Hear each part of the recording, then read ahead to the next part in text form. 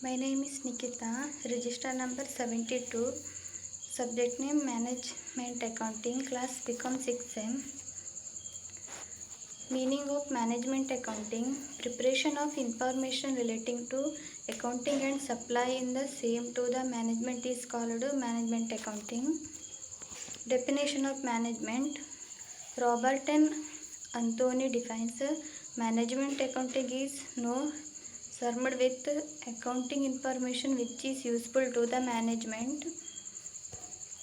Function of management accounting: first one, planning and focus; second one, modification of data; third one, analysis and interpretation of data; fourth one, coordinating; fifth one, controlling performance; sixth one, communication; seventh one, use of qualitative information; eighth one, tax administration; ninth one, helps in taking strategic decision; tenth one, helps in ascertaining the latest financial position.